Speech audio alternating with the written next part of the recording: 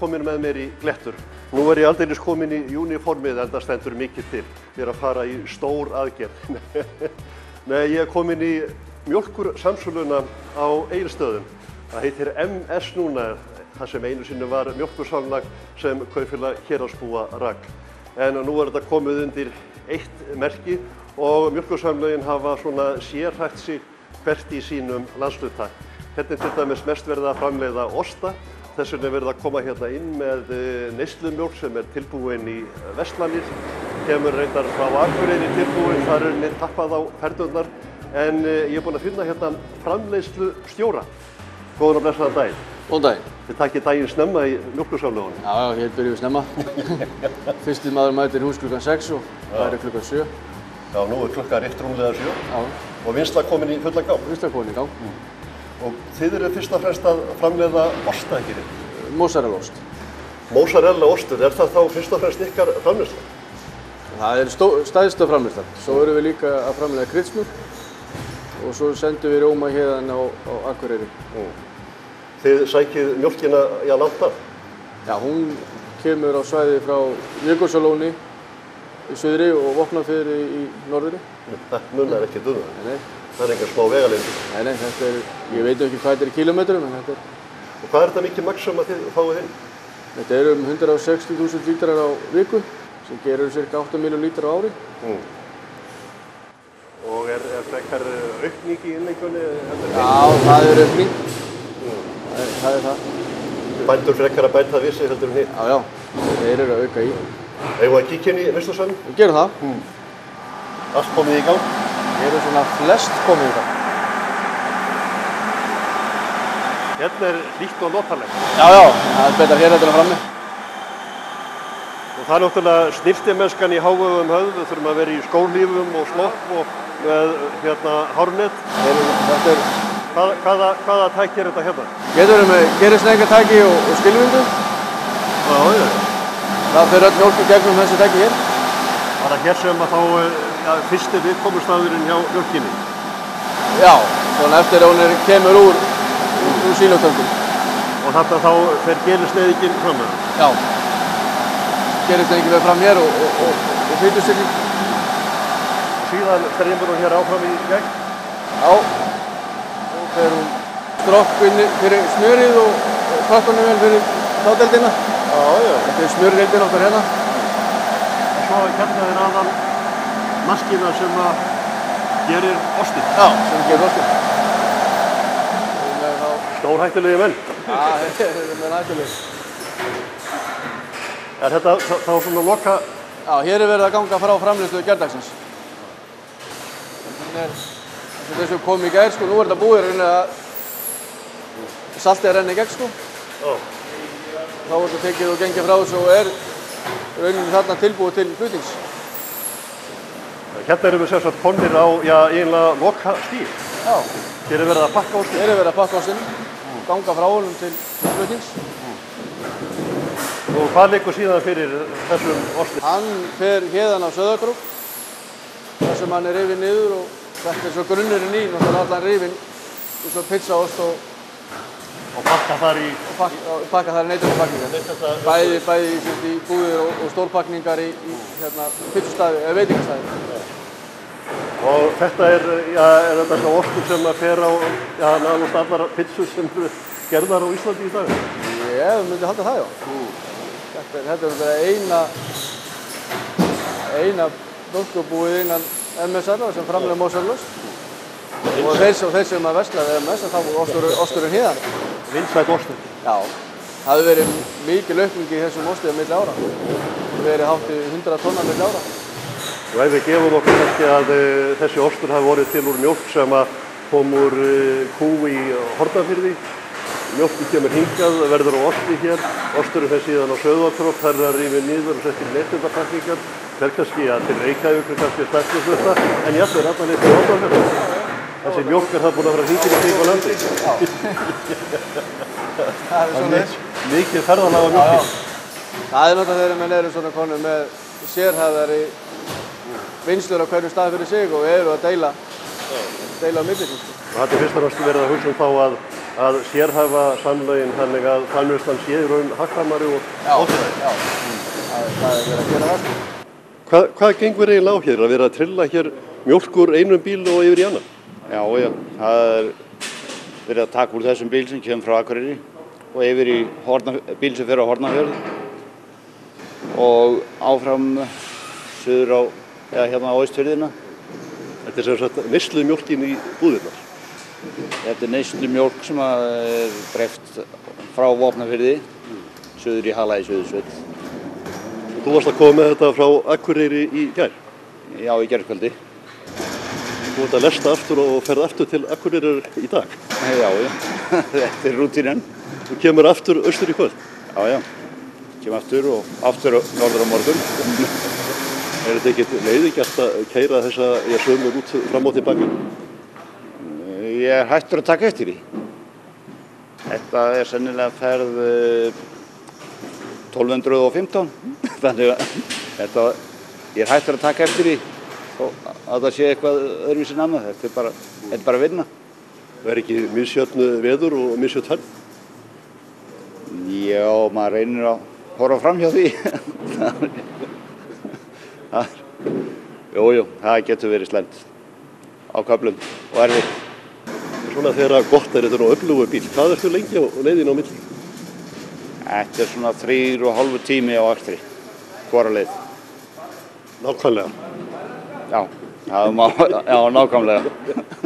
Það er ekki jökuldæsk tímamæling? Jó, hún getur nú verið nokkuð nákvæm. Það er bara hvenær menn var á stað. Þó þetta sé alltaf sama rútan, sama leiðin, kannski alltaf einhver tilbreyting í hverri ferð, eitthvað nýtt sem kemur upp á? Já, það er engin dagur eins. Engin dagur eins. Og maður er alltaf að sjá eitthvað nýtt. Og bara náttúran er svo stórfengleg hérna á þessari leið. Þannig að það er eitthvað spennandi við þetta. Þú náttúrulega ert jökuldælningur þannig að þér leiðist nú ekki að fara jökuldælinn og upp á fjöllin. Nei, ég ætla að sé ekki þess vegna sem ég hangi í þessu.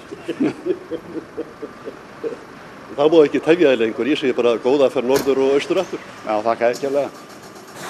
Þú munaði ekki miklu á sínum tíma að þessu samlagi yrði hreinlega lokað?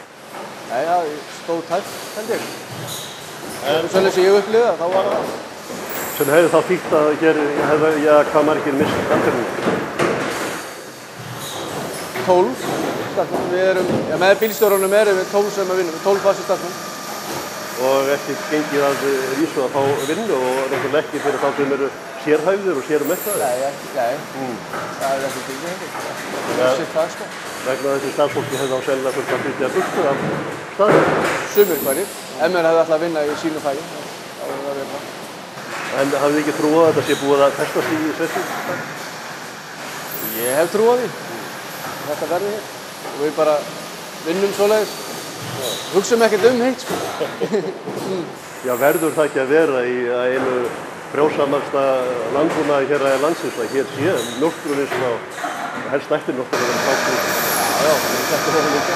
Jú, það er náttúrulega, heldur ég alveg mikið atriði, bara fyrir alla aðeins. Það er bændur sem eiga þetta og þeir vilja hafa sitt fyrirtæki sínu félagi. Ég hef trú á því að það er þannig. Þeir hugsa þannig. Þannig að þið horfir bara bjartsýni til framtíðarinnar? Já, það er ekkert annað en. Hvað eru það margir bændur sem eru að framleiða fyrir því? Það eru 35 bændur sem að leggja hér. 35? Og þar af hvað margir hér á héraðinu? Það sé ekki tæplega 20 hérna á héraðinu. Já. Þannig að það er svona meiri hlutin sem kemur hérna á héraðinu.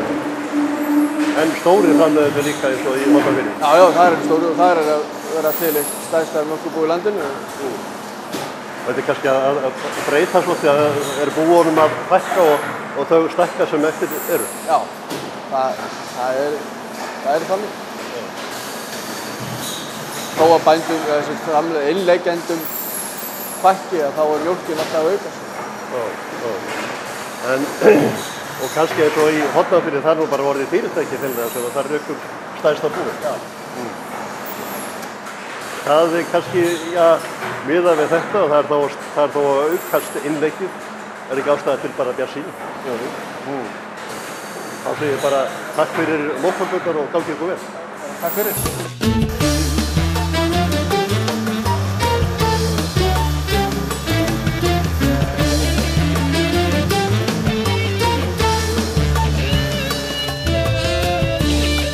Jæja, þá förum við beint úr mjólkinni og beinustu leið til útlanda, alla leið til Ungverjalands.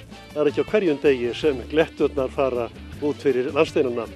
En það fríður hópur ungmenna frá Austurlandi á ferð í Ungverjalandi þessa dagana og okkar maður í Ungverjalandi ræddi við krakkana til að forvitnast ferðin þeirra ytra.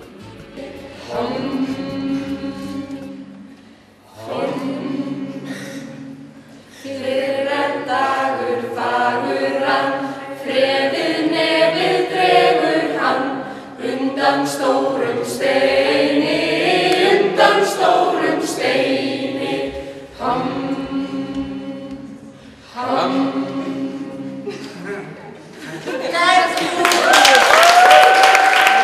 Hvað hafið þið verið að gera hérna síðustu vikuna? Við erum búin að gera alls konar verkefni og læra nýja leiki og bara kynnast nýri menningu og það er búin að vera frábært.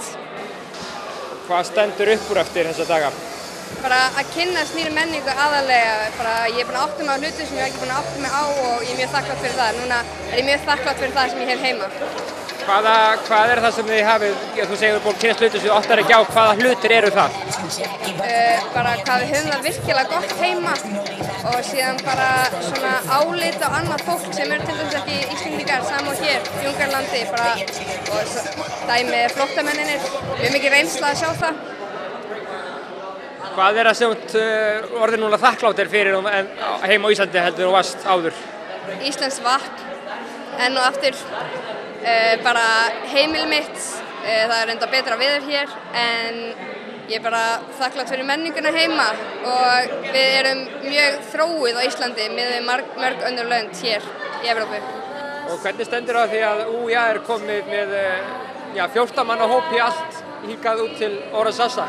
Það er ljómandi góð spurning. Við í raun og veru fengum boð sem kom eins og þrumar hauskir í lofti frá Ungverjalandi sem að þá í raun og veru vantaði hóp úr svona dreifbýlu svæði til þess að koma í ungmennaskiptu verkefni sem átt að fjalla íþróttir og svona samfélagslega þáttöku ungmenna. Frumkvæðið kom að utan en við sjálfsögðu bara slóum ekki hendur á móti þessu tækifæri og skelltum okkur í þetta samstarf sem er búið að vera mjög gjöfult og við erum búin að læra mjög mikið af bæði undirbúningunum og þessari ferð. Hvað stendur sem upp úr í lærdómnum? Í raun og veru kannski bara hvað það eru ótrúlega mörg tækifæri sem við búum yfir þegar við leggjum kraftan okkar saman og þegar við náum að horfa í raun og veru kannski út fyrir það sem aðskilur okkur og líta á það sem sameinar okkur. Og ég held að þessi krakkar, bæði ungversku krakkarnir og íslensku krakkarnir hafi lært alveg ótrúlega mikið af því að bara upplifa menningu hvors annars. Hvernig hafa samskipti gengið milli hópanna? Það hafa gengið mjög vel. Við vorum kannski pínlítið hæg á stað, sérstaklega kannski ungversku hópurinn sem var ekki allir sterkur í ensku, en það hefur gengið ótrúlega vel að hrista hópinn saman og búið að gera það mjög markvisst allan tíman. Hvað hafið þið verið að gera hérna? Bara mjög margt. Við hefum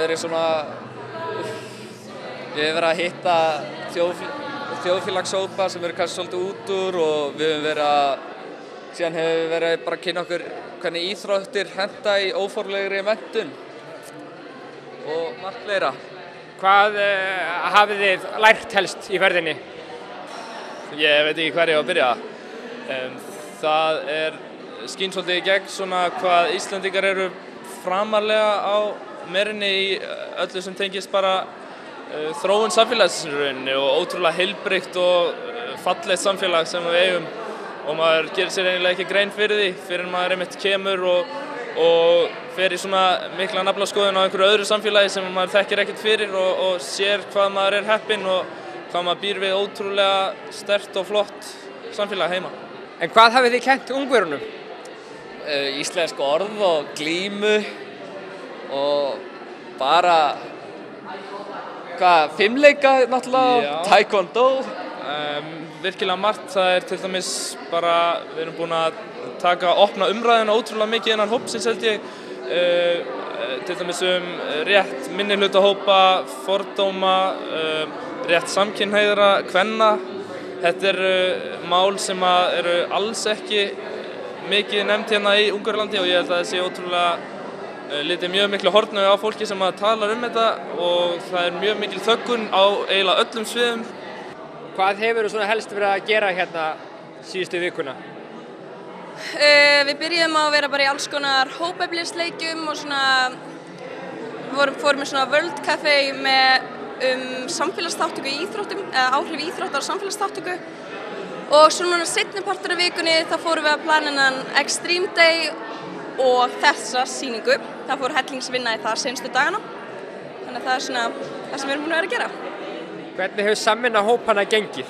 Það var pínu erfitt svona til að byrja með þegar við vorum öll að kynnast og íslensku krakkarnir voru kannski pínu svona ófeimnari og opnari heldur en hinir. En núna þegar þetta er búið að líða og við erum búin að kynnast þessu krökkum, þá er þetta bara búið að blómstra og þetta er bara búið að ganga mjög vel hjá okkur. Hvað stendur upp úr eftir þessa daga? Veit það ekki alveg, það er svo margt. Ég held ég ekki alveg eftir að átta með því öllu fyrir ég kem heim. Extreme Day var mjög flottur, þannig að jaðarsportdagurinn þeirra. Og þessi sýning og bara að kynnast þessari menningu og fá að vera hérna í, frekar litlum bæ í Ungarílandi í 10 daga, bara mögnuð reynsla.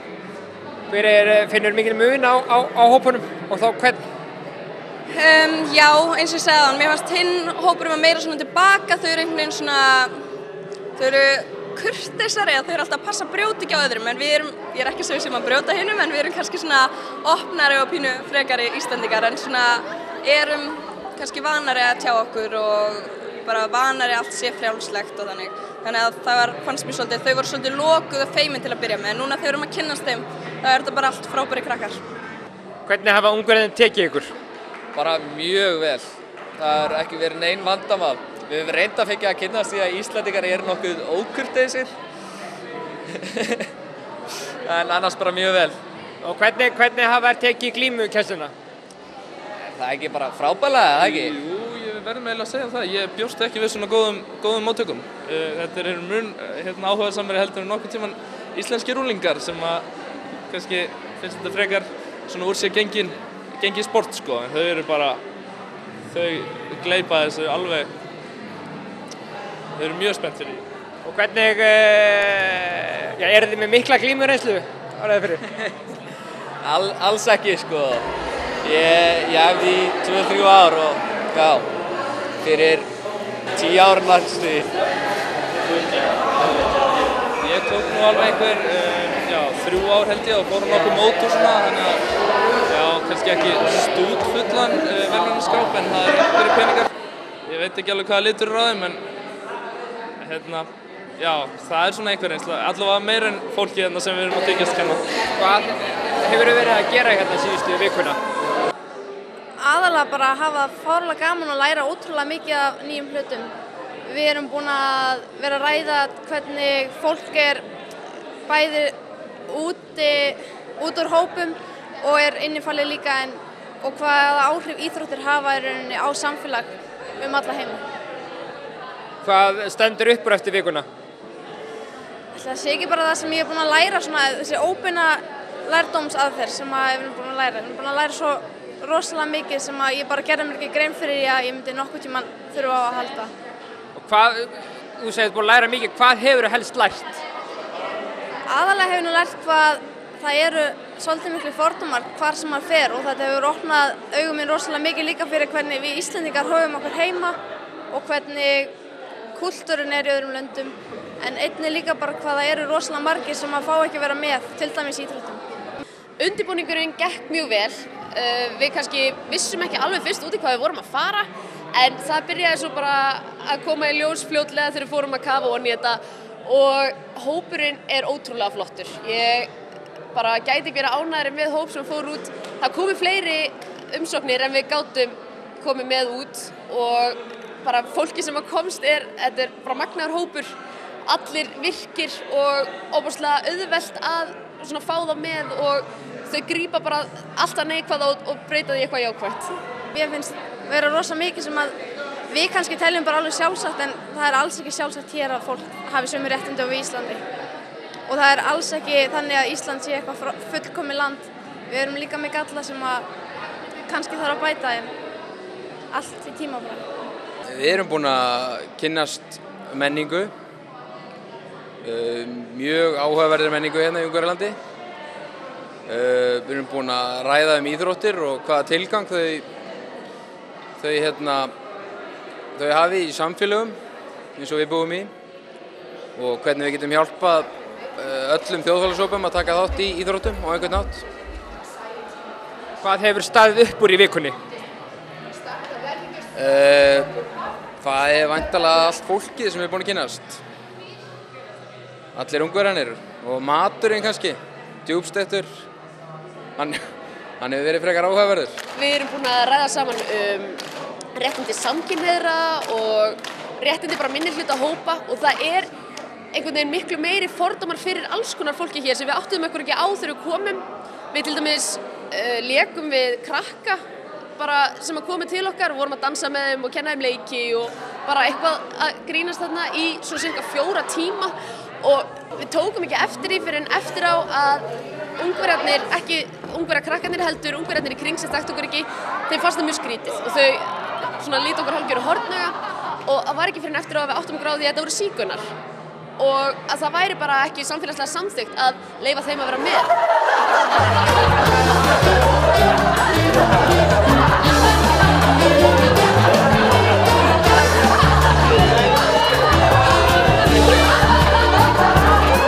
Já, hún ekki fögur fjallasýnin hér á Fljótsdalshéraði í dag. Sjáu þið þokuna hérna fyrir aftan mig, hangir niður undir bæi. Nú svona hefur þetta verið af og til að undanförnu. Nú hreindýraveiðimenn sem eru búin að kaupa sér dýr, veiðileyfi, þeir eru ekki sérlega ánægðir með þetta, en hreindýrin glotta við tönn. Nú veiðitímabilinu að ljúka, því lokið gagnvart törfunum, þeir geta verið nokkuð rólegir en það má enn veiða kýrnar alveg fram á sunnudag. En hvernig hafa veiðarnar gengið? Mér sýnist það svona í fljótu bragði að það séu svona 40 tarfar sem að kvótanum sem ekki voru veitir. Það hefur verið svona dálítið erfitt núna síðustu daga og þoka víða og erfitt að komast í dýr þessa síðustu veiðdaga. Það nú dísbaug fyrir þá sem eru búnir að fá leyfin og borga þau. Já, það náttúrulega bara eintóm tap eins og maður myndi segja. Ja, hvað kostaði leyfið á tarfi? Það 135.000 og svo bætist allur annar kostnaður við það eins og leiðsögumaður og ferðir og uppihald og ýmislegt og sumir hafa komið og ekki náða að veiða dýri sitt og aðrir hafa kannski ekki komið, ekki litist á veður eða stöðu á dýrunum. En þeir fá ekkert endurgreitt ef þó þeir veiða ekki dýrið?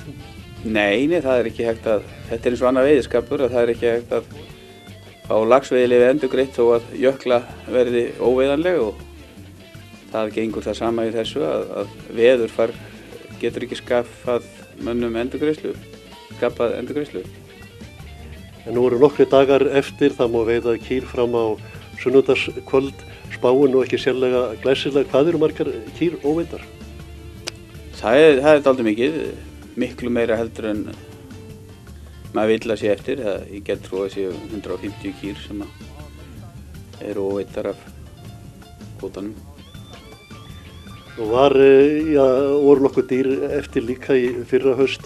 Það voru verið að tala það að menn færu allt og seint til veiða, það væntanlega sama sagan í ár. Já, það ekkert hægt að neita því að maður hefði viljað náttúrulega sjá menn koma fyrr og nýta betur þá daga sem eru góðir. Hugsanlegt að verði farið svo leið að veiðimenn fái hreinlega ákveðna daga til veiðan, ekki allt veiðitímul.